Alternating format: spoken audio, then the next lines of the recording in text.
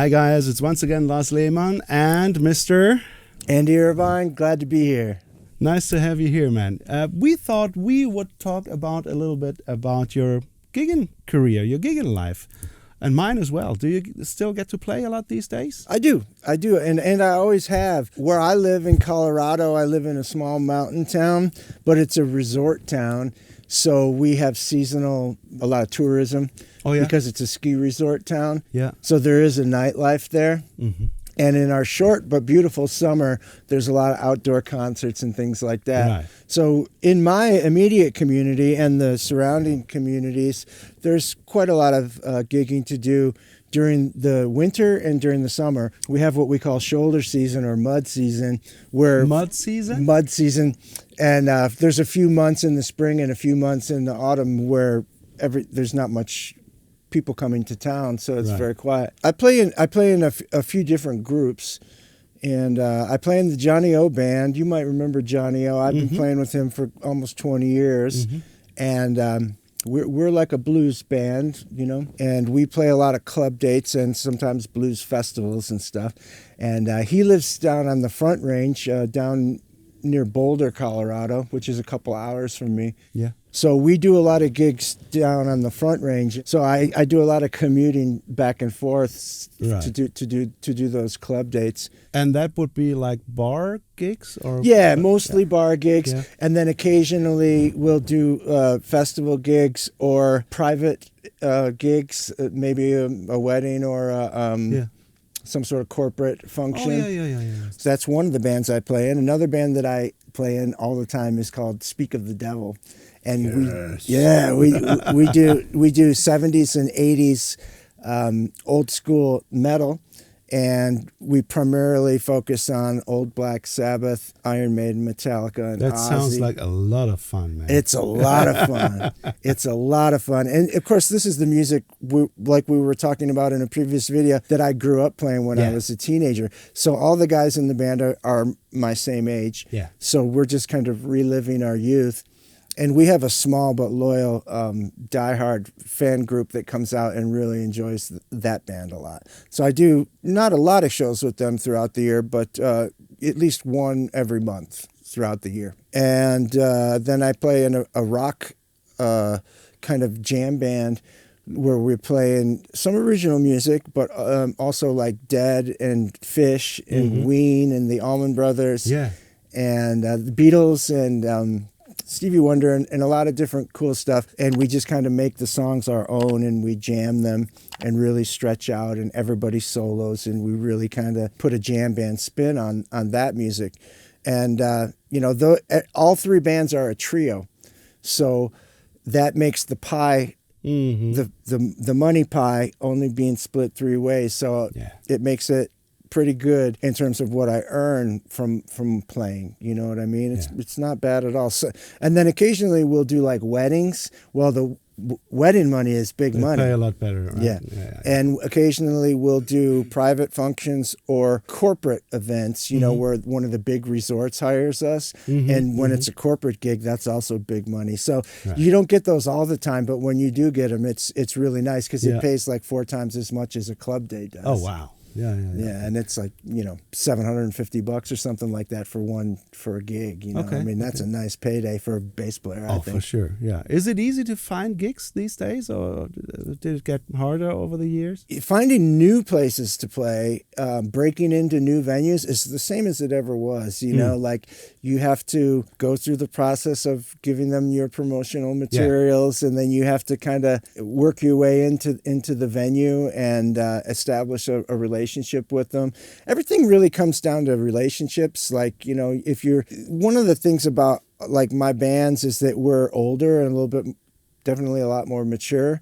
And so we're very professional. And in terms of the production, the sound is always really good, especially when we're doing our own sound or when we're working with their sound crew. We're just easy to work with. Nobody drinks, so we don't run up bar tabs. And we don't get in trouble in those kind of ways like I did when I was younger in the bands that I was in. So whatever happened to rock and roll? We're kind of old guys, but we deliver a good professional job.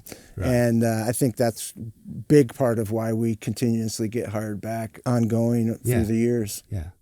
Cool. Your reputation is everything. Right. And is there a lot of driving involved? Because obviously you have these very far distances in the U.S. Anything that I do that's on the Front Range, because I'm like way up in the high Rocky Mountains and the Front Range is down, the cities are down below, that's about an hour and a half just to get down to the Front Range. Whatever direction I go, it's another half an hour or whatever. So typically I'm like 4 hours of travel to go do any gig on the Front Range. Wow, that's a lot. But up where I live, it's a small valley with only one highway that comes through the center of the valley. And there's a lot of places that I play that are 5 minutes from my house. So it's kind of half and half. Yeah. Sometimes I have to do a lot of driving. Sometimes I'm lucky and it's right down the street from my house. That's pretty much the live gigging that I do. I also play in a duo with Johnny O, an acoustic duo called the Jelly Roll Bakers. I play my Warwick Alien acoustic. Nice. He plays a Martin acoustic, and it's just the two of us. And that's a really good gig because there's only two of us.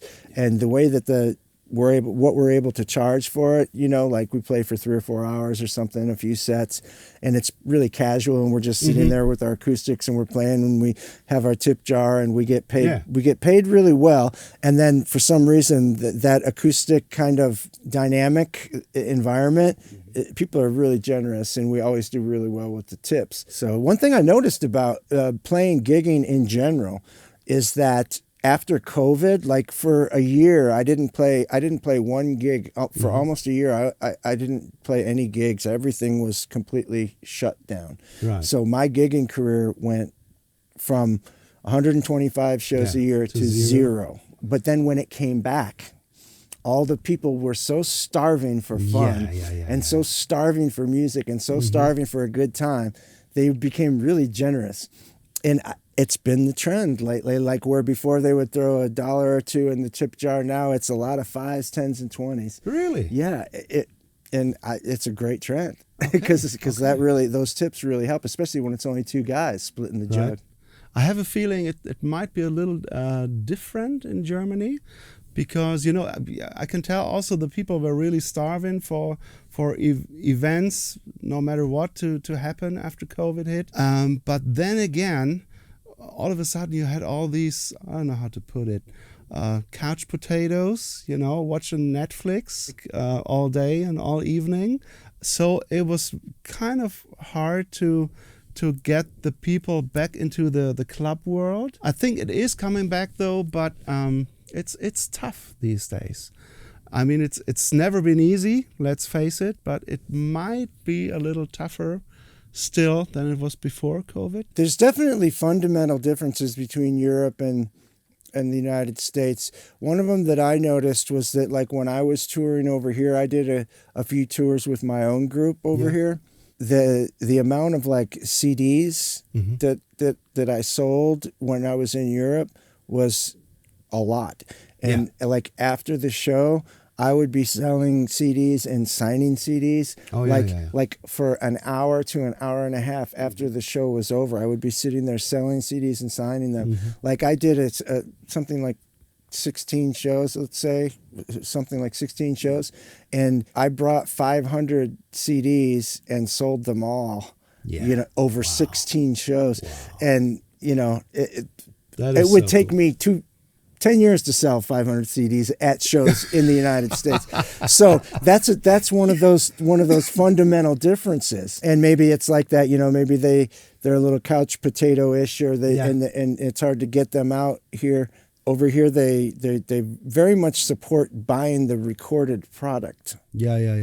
And over there, they're just a little more generous, throwing a couple bucks in the jar. Yeah, right. Selling CDs is the best place to sell your CD is after a live gig, usually, because people seem to appreciate what you do, and they love to take some of that music home with them. Yeah. I think also the experience of them being able to share 30 seconds or a minute or two speaking with you personally. Shake hands and meeting is just as special as taking away the music is. Right. Because it's something that is very personal. Yeah. personal connection is powerful. Yeah. So tell me about your gig in life. Like, what's a typical week for Lars Lehmann look like with the bass in your hand? Like my bread and butter gigs these days, I'm saying these days, but it's actually the last like 20 years or so, is playing theater gigs, like musical shows. I've played about, I'd say, maybe 75 different musical shows. Wow. Yeah. Cool. Yeah. So much stuff, a lot of that being the double bass, playing in the pit. Some electric bass, shows like American Idiot or the Rocky Horror Show, obviously. Jesus Christ, Godspell, you name them. But, lots of that traditional musical stuff is being played on the double bass and sometimes with the bow, which I'm not too good at, but I'm able to play those shows, and I keep learning, I keep practicing, and other than that, I'm always busy, playing with different people. I have this beautiful duo that I'm working with, which makes us a trio, obviously. Melanie Mau and Martin Schneller, and they're doing like acoustic prog music, if that makes sense. It's some covers, some originals. And there's also a German pop star by the name of Sasha. He's one of the big German stars. I play with him every now and then. I'm subbing, so happy to jump in here and there. Plus, whatever comes up to me. I did a show with a young guy from London, England, Connor Selby. He was rated best UK blues artist of the year, like twice, I think. Whatever comes up to me. I'll do a little tour here and there, not as much as I did before my daughter was born, but still enjoying, that whole mixture and that big picture that makes my day. Yeah, the variety. Yeah.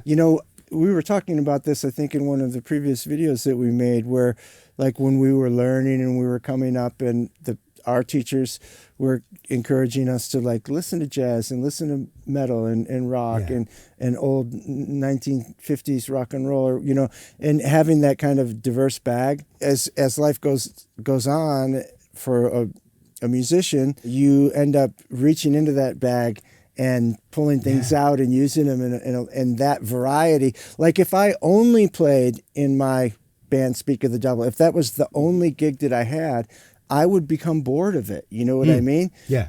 But because I play in a great funky blues band and because I play in a great improvisational rock and roll jam band, I'm feeding all those different beating hearts we talked about. Yes. I'm not a jazz musician. I kind of feel like you can't like do jazz halfway. You either live it or you don't. You know what I mean? Yeah, it's very hard to fake it. And I think there's no point in it if you're not fully committed to it. However, it is still fun with other guys who also are equally committed to it the same way. And I have a few musician friends who are jazz musicians, and occasionally we'll do, like you were talking about, a cocktail hour. Yes. Or soup music. Yeah, soup music. That's or what maybe, we call it. Or maybe it'll be a wedding gig. Yeah. And they'll say, hey, can you play jazz during dinner and then play rock and roll or funk and stuff for dancing? Yeah. And we're like, sure. So then it's like we break out the Autumn Leaves and the Blue Bossa and Take the A Train and the Billy's Bounce and all of those kind of tunes, the standards. Yeah. And it's fun, because I like to play upright. I'm okay. It's not my first instrument. I enjoy it, but I'm always very a little self-critical, and I lack the confidence. The reason I lack the confidence is because I don't do it all the time. You know what I mean? It's just human nature. But I get around on it. Yeah. And if I have a gig that's coming up with upright, and I know it's coming up in 3 or 4 weeks' time, if I play that thing for 10 minutes a day, by the time I get to the gig, I can get around on it. Right. The majority of upright playing that I've done has been on sessions. Yeah. Much more than live. Yeah. I'd say probably 3 or 4 years we had a series of concerts that we would call Soul Power, and what we would do is we would invite people from those old funk and rhythm and blues families from the US to come over and do a tour with us, like every month. So we had people from James Brown. We had, all those legendary soul sisters of James Brown, like Vicky Anderson, Marva Whitney, Martha High. Yeah, I just got goosebumps. Yeah, man, I tell you. And those were basically my learning years. We had Pee Wee Ellis, we had Sweet Charles Sherrill, we had people from Prince's New Power generation, like Kip Blackshire. We had people from Stax Records, from Motown, and we would fly them in like every month and do a European tour with them. So like every month, except for a little break in the summer, we would play Paris, we would play London, we would go to Rome, Madrid, you name it. And the good thing about living and working in Europe is that those distances are never like far, not as they are in the US, right? I did a tour with Vinnie Moore from UFO with his solo project, and we went down to as far as Turkey, playing Istanbul and Ankara or Beirut in Lebanon, and it's never, I'd say, too far away, right? It's maybe a day of traveling or so. Those soul gigs sound like a blast. Oh, we had so much You fun. mentioned Pee Wee Ellis. I did a gig with Pee Wee Ellis in Right. in 1987. Yeah. And it's just a kind of a funny and embarrassing story that I'm happy to share because I learned a lot from it. But I got the call for the gig at like 5 o'clock in the afternoon, and I was a teenager, so Right. I didn't even know who Pee Wee Ellis was. Right. So it had no like important significance to me. Yeah. It was only later that I realized who that and guy what. was. Yeah. And I went over to the musical director, piano player guy's house, who was tasked with arranging to have a band for him. And whoever they had originally planned to have play bass became suddenly not available. Mm-hmm. And I'm quite certain that I was the last person that got the call. You know what I mean? Like they tried a lot of other options. Okay. And I was what was left. And I was just like, okay, I'll do it. So I go over to the piano player's house and there's all these Pee Wee tunes. They're funky, but they're kind of like Mr. Magic. They have a bridge, you know what I mean? Yeah. There's a lot of vamping going on, but there's a head and there's a bridge or something. Anyway, you got to know the tune. And I had put together a bunch of charts. We were talking about charts in a different video. So I was over at the piano player's house and I had put together a bunch of charts. We're at the gig and everything's cool. I got my charts, got my amp, got my bass. I'm ready to play and everything like that. And Pee Wee comes in and he's got, like really super dark sunglasses on. Yeah. And he says, "Turn the lights off. I don't want no lights." And the stage had to be black. They didn't want any lights on. Really? So my charts, I couldn't see my charts. Wow. So I was playing that whole thing by ear. And I had definitely rolled some lemons across the stage. And but it was one of those learning things, you know what I mean? Yeah. It'll make your skin pretty thick. Yeah. I don't want to say that I did a good job because I didn't. I screwed up a lot, but could have been worse, Yeah. But I definitely had to really just listen and trust my instincts and my ears in that situation. And that was my Pee Wee Ellis gig story. And later on, when I started getting into the JBs and James Brown, and I was like, oh my God, this guy, he's so heavy. I didn't realize how heavy he was at the time. A funk heavyweight. Yeah. It's great to share this stuff. Some of these topics, I haven't really thought about in a long time. So it's kind of fun to kind of go back through the memory banks. Yeah, and same for me. And it, like you worked with Pee Wee Ellis, I've worked with them once, There's things that intersect in this business. It's a small world, isn't it? Yeah, there's experiences that are similar, or there's things that intersect. And playing as a sideman, as a bass player, we're going to always be getting calls. And like you were saying, being able to sub is a very, very good thing. In fact, when just before we end, I want to say we were like doing festivals and things like that in the blues world, which I've done a lot of. It seems that a lot of times people don't have their passport situation together. Really? So I've been called as a substitute to do European dates in like Finland and Norway and different places with a group that I'm not a member of. But their management calls me and says, "Can you go to Europe next month for a 3-day fly day festival thing or something?" Because their regular bass player didn't have his papers ready? Yeah, something, they didn't have their passport in order. Yeah. And I was available, had a passport, and can play the blues. And it's a language that if you really know how to play the blues right, you can usually walk into just about any situation and very quickly make it sound like like you belong there. You know? So I've been lucky to travel like internationally on some of these fly date gigs. And there you have it, people. Play bass, will travel. Yeah, exactly. That's it from us. We hope you liked what you saw and heard. If you did, please hit the like and subscribe buttons. Hit the bell for notifications on new videos. We have tons of other videos for you to check out. If you want to find out more about Sadowsky basses, please go to sadowskybass.com. Plus, check out our video demos. And yeah, hope to see you next time. That's it from us. See ya. Peace.